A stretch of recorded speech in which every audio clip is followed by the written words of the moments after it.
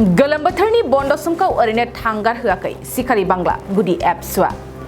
आदब आरो गुन गोनां मावथांखिजों एबसुआ फरायसाफोरखौ जौगाखांहोनो नाजाबोदों। अदालगुरि जिल्लानि डिमाकुसि एबसुनि बेन्दोंआव थानाय सिखारि बांला गुदि एबसुआबो गोलोम बोथोर बन्दनि समाव फरायसाफोरनि थाखाय बाखनायथाव हाबाफारि लादों। थांनाय 3 जुलाइनिफ्राय 20 जुलाइसिम फरायसाफोरनि थाखाय गोलोम बोथोरनि बन्दनि समाव बेसेन नाङै फोरोंथाय होनायखौ दिनै फोजोबबाय। दिनै जोबथा हाबाफारियावनो गाहाय आलासि महरै डिमाकुसि दखरा एबसुनि गाहाय नेहाथारि सन्जय बसुमतारिया बाहागो लायो। बे हाबाफारिनि गेजेरजों बुबुल बर'आ खौरांगिरिनि गेजेरजों मा फोरमायखो फै मिथिना लानि। दा गिबि समावनो जि जोंनि गेजेराव रादाब बुथुमगिरि सार बिथांमोना मोनफैदों। दा बिनि थाखाय आङो गिबिसिनथाराव आं रोजा रोजा साबायखर बावदों। मानो होननानै बुङोब्ला दिनै जोङो गोलोम बोथोर समाव जेनेब्ला माखासे फरायसुला बिथांमोना ओरैनो थायो नङा होमबा, गेलेलाबायो, माखासे दुब्लि फोथाराव थाङो। दा बेनि सोलाय जोङो माखासे फरायसाफोरनि गेजेराव जोङो गियानखौ बांहोनो थाखाय जोङो सिखारि बांला इउनिट एबसु हिसाबै जोङो मोनबा जोङो फरायसालियाव जोङो बे जोंनि जि फ्रि सामार कचिं जि मावबादाखौ जोङो खुंनाय जादों। दा बे बेलायाव जोङो 2 नं आमगुरि आरो बेजोंनो लोगोसे दिन्दांपारा एलपि स्कुल आरो लोगोसे एमइ स्कुल आरो लोगोसे बायदि जोंहा एलपि स्कुलाव जोङो सिखारि बांलानि आन्दाराव जोङो मोनबासो जोङो लानाय जादों। आरो बेजोंनो लोगोसे जोंनि सिखारि बांला इउनिट एबसुआव माखासे बिबानगिरि दङ आरो बिबानगिरिफोरखौबो जोङो जाहाथे ओरैनो जाहाथे दोनालासिनो जोङो माखासे जेनेबा इन्टेलिजेन्ट दैदेनगिरिफोरखौ जोङो फोरोंथाइ मावबादायाव जोङो थिसनदों। गासै जोङो नायनो थाङोब्ला जोङो माखासे जेनेब्ला फरायफुबाय थानाय फरायसाफोरखौबो जाहाथे फोरोंथाइ मावबादायाव लिंनानै जोङो गोरलै खुदिया गथ'फोरखौ जोङो फोरोंथाइ मावबादाखौ जों होदों आरो बेखौ होनो मोननानै जों गोजोननाय मोनदों निस्सय। साबेसे गथ' दंमोन बे जोंहा गोलोम बोथोरनि जि बेसेन नाङै सोलोंथाइ मावबादायाव जोंहा गासै जोङो टटेल जोङो स्टुडेन्टखौ जोङो सानोब्ला 200+ जोङो स्टुडेन्टखौ जोङो मोननो हादों। नाथाय जोंहा माखासे जेनेब्ला नैबे 2 नं आमगुरियाव लानायनि जाहोनाव माखासे खावसेबां स्टुडेन्टफोरा जोंहा नुजाथिफैनो हायाखै। थेवब्लाबो जों गोजोननाय मोनदों जे फरायसाफोरा नैयाव फैदों, बाहागो लादों आरो बेजोंनो लोगोसे दिथागिरि गार्जेन बिथांमोना जों बाहागो लादों। आरो लोगोसे बेजोंनो लोगोसे जों फरायसाफोरखौ बुंदों जि बर' हारिनि गेजेराव बर' फरायसानि गेजेराव सुबुं सम्पद उजिनांगौ नङा होमबा, सुबुं सम्पद जोङो सोरजिनांगोन। सुबुं सम्पदा ओरैबायदि जानांगोन फरायनानै माबा डाक्टर इन्जिनियार बिदिल' नङा होमबा। डाक्टर इन्जिनियार जानायजों लोगोसे फरायसाया गावनि आथिङाव बोरै जों गसंथानो हागोन, बेजोंनो लोगोसे बिमा बिफा अनसायनाय, समाज सिबिनाय आरो लोगोसे गेदेरफोरखौ मान होनाय आरो लोगोसे बायदि फरायनायजों लोगोसे जेनेब्ला माखासे गावनि जेनेब्ला आखल आखुजों लोगोसे समाज हारि हादर सिबिनायनि बेलायाव माबायदि बाहागो लागोन, बेबायदिनो जोङो समाज सिबिनायनि बेलायावबो जेनेब्ला फोरोंथाइ होनानै जेनेब्ला जोङो फरायसाफोरनि गेजेराव जेनेबा सुबुं सम्पद उजिहोनायनि बेलायाव जोङो माखासे जेनेबा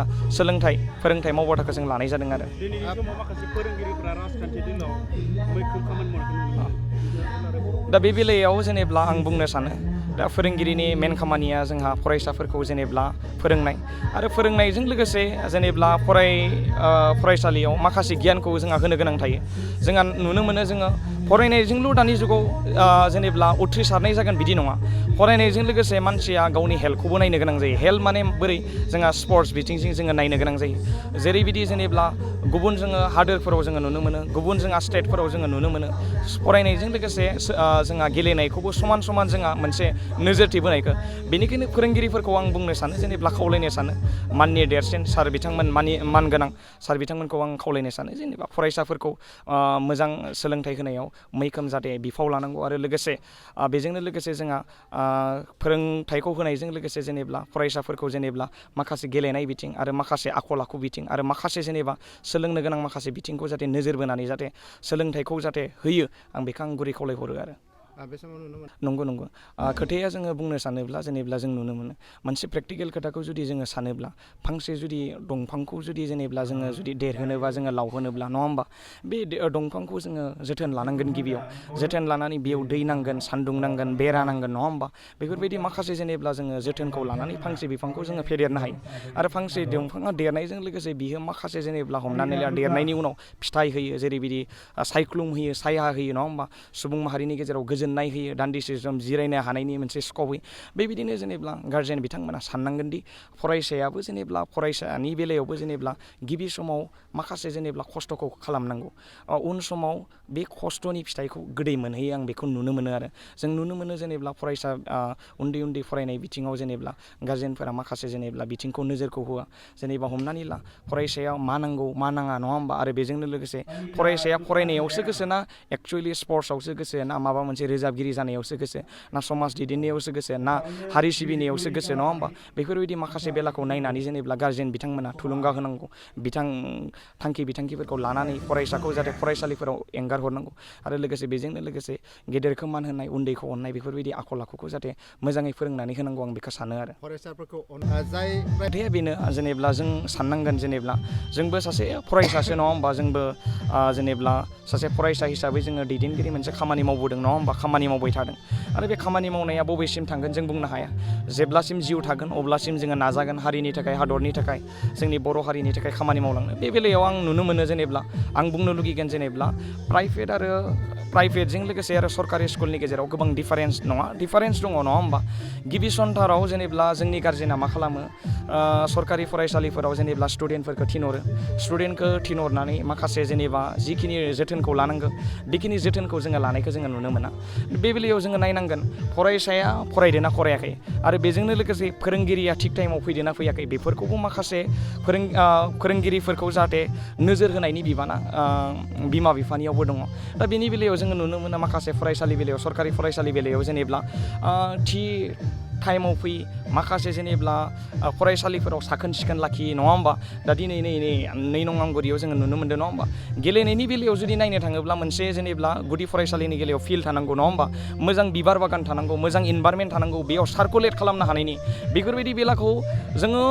सरकारि स्कुलफोराव थि खालामनो हागोन जेब्ला गार्जेनफोराबो मैखोम बिहोमाखौ लागोन नङा होमबा गार्जेनफोरा सानो प्राइभेट स्कुलावबो मोजां प्राइभेट स्कुला मोजां नङा आं हामा बेखौ आं बुंनो साना मोजां नङा होमबा माखासे इन्टेलेक्सुवेल जेनेबा जाखांफुनाय बेयाव जेनेब्ला माखासे जेनेब्ला फोरोंगिरि सारमुवा बेयाव बाहागो लायो फोरोङो माखासे नांगौ गियानफोरखौ प्राइभेट स्कुलावबो होयो नङा होमबा बे बेलायावबो आं बुंनो सानो सरकारि जोंहा स्कुलाबो जोबोद मोजां नङा होमबा बेनिखायनो प्राइभेटनि सोलाय जेनेब्ला सरकारियाव होनायाबो मोजां नंगौना नङा जे सोरबा जुदि गोसोब्ला प्राइभेटआवबो होनाया मोजां नङा होमबा नाथाय सरकारियावबो मोजां आं बेखौ बुंनांगोन खिन्थु जेनेब्ला गार्जेनफोरा खिन्थु मैखोम बिहोमा लानांगोन बेयाव आरो गार्जेना मैखोम बिहोमा लाबानो सरकारि स्कुला समायना साबसिन हामसिन जोङो नुनो मोनगोन दा बे बेलायाव आरो सोलोंथाइ बोसोर 2023-24नि थाखाय फरायसाफोरनो गोदानै मुं थिसननाय लानानै फैदों क'क्राझारनि डक्टर सभा ब्रह्म मिउजिक आरो फाइन आर्ट्स कलेजआ क'क्राझार सहरजों नांजाबनाय हाब्रुबारियाव थानाय बिटिआरनि गंसेल' डक्टर सभा ब्रह्म मिउजिक आरो फाइन आर्ट्स सरकारि कलेजआव दायो फरायसाफोरनि गोदानै मुं थिसननाया अनलाइननि गेजेरजों सोलिगासिनो फरायसाफोरा क'क्राझार मिउजिक एन्ड फाइन आर्ट्स.in वेबसाइटआव थांनानै मुंखौ थिसननो हागोन 12 थाखो उथ्रिसारनाय फरायसाफोरा bachelor of fine arts bachelor of music आयदानि थाखाय मुं थिसननो हागोन बे सरकारि कलेजआव मोजां सोलोंथाइजों लोगोसेयैनो हौवासा हिन्जावसाफोरनि थाखाय आलादायै हस्टेलनि खाबुबो दं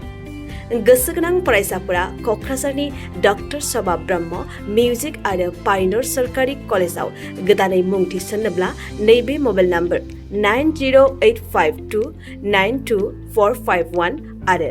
93654912557 आव थोंजों सुलाद लानो हागोन